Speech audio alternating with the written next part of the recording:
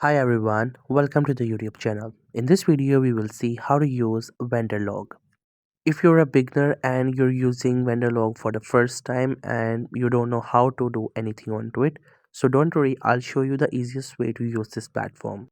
As you open this website, you will see here we have this type bar which says where to. So here you have to mention the place you're interested to visit or you're planning to go. Once you type the country, it will then ask you which specific city you're looking to go. So you can just simply select from this drop down menu or you can type it by yourself. After that, you have to select your dates like when your trip will start and when your trip will end. You can simply select the dates, and then if you have to invite other people, like if you're going with a group, you can invite your friends there. So whatever plan you make will be shared with them, and you can also check the privacy if you want to make it public, friend, or whatever you would like to. And once you're done, click on start planning, and then it will just take a while and will be creating a plan for you, but it will give you some suggestions, so you will add from that.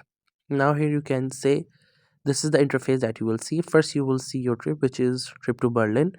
If you would like to change it, you can do anything like wedding travel or vacations, whatever you like to. You just have to simply name it, and then you have to start adding the places that you want to visit while on this trip. It could be any sort of specific city, museum, park, or whatever you like to add. It actually gives you suggestions based on which location you have selected, so you can explore them. And if you're unaware of the places, so you can get the idea from there. Whatever you like it, you can add it. If you want to just simply research, you can do it on the Google. You will get to know about this place, and then you can just simply see all about it, like what this place is about. You can also check out its reviews and other stuff. Then you can set the time of which you would like to visit that place, and you can also set the end time if you would like to, and save it. Then if you prefer, you can also attach any sort of file, and you can also add your expenses, like how much you would like to spend there. You can first select the currency in which you would like to spend in. Once you have selected the currency, then you can add the amount.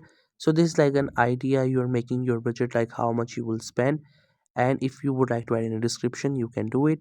And if you're going with other people and you want to make like a split thing, you can also do it.